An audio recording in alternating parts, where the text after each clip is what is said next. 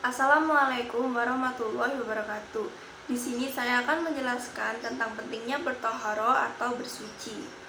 Para ulama fikih dalam karyanya lebih mendahulukan pembahasan bertoharo sebelum sholat.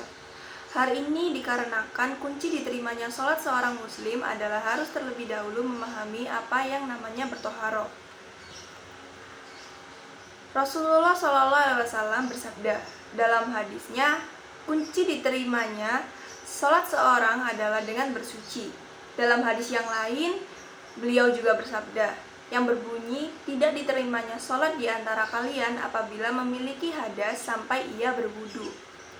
Dalam hadis tersebut dapat disimpulkan bahwa bertoharo merupakan kunci diterimanya sholat seorang muslim.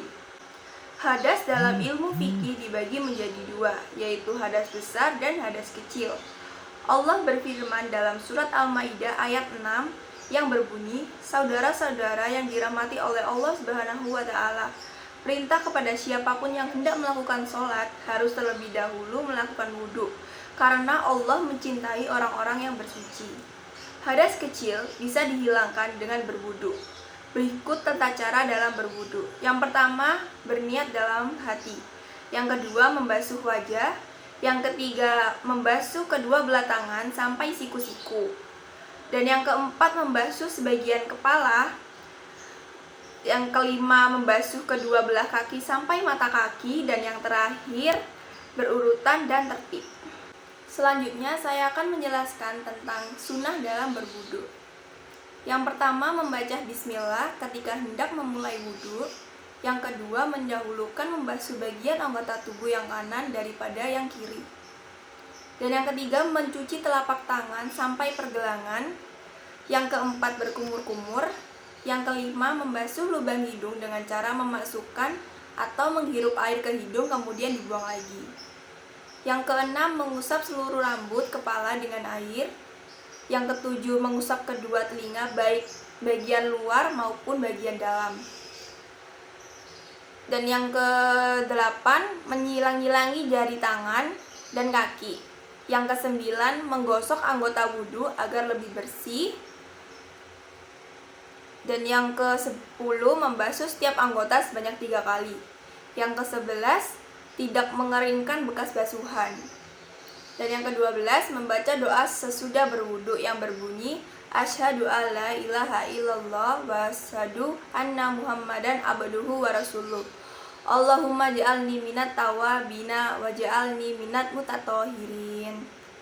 Yang artinya, aku bersaksi bahwa tidak ada Tuhan selain Allah dan aku bersaksi bahwa sesungguhnya Muhammad itu adalah hambanya dan rasulnya.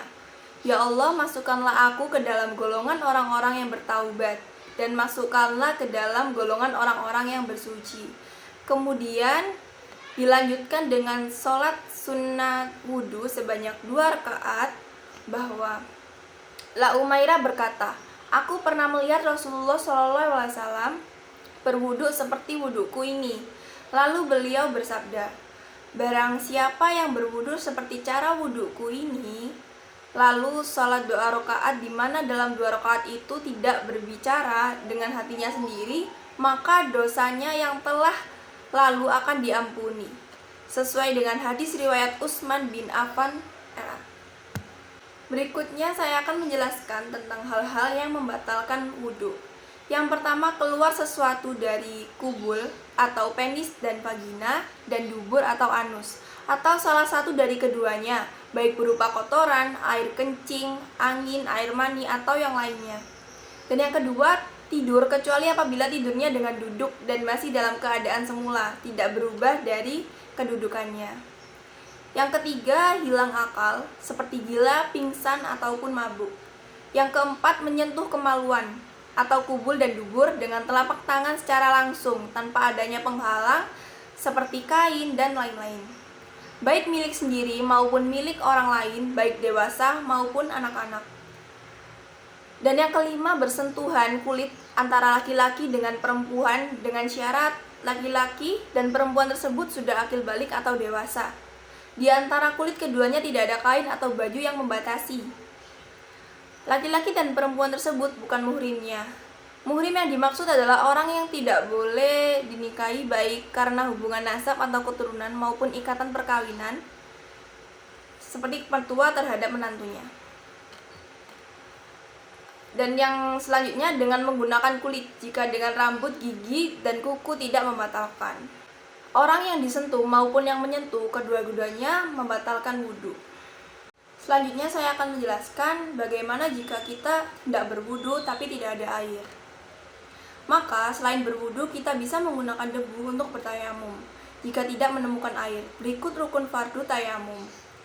Yang pertama berniat, yang kedua membasuh wajah, yang ketiga membasuh kedua tangan hingga siku-siku.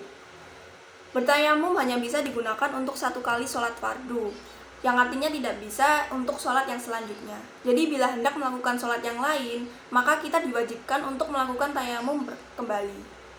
Selanjutnya saya akan melakukan tata cara dalam berwudu.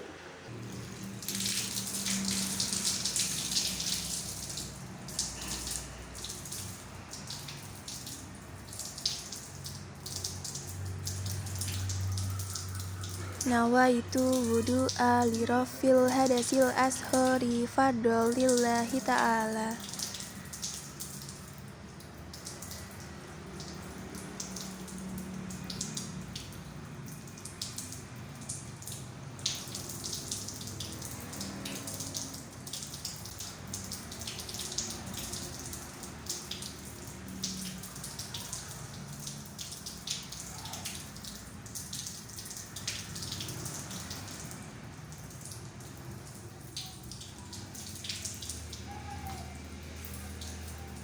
Asyhadu an la ilaha illallah wa asyhadu anna Muhammadan abduhu wa rasuluh. Allahumma ja'alni minat tawabin wa ja'alni minal mutatahhirin.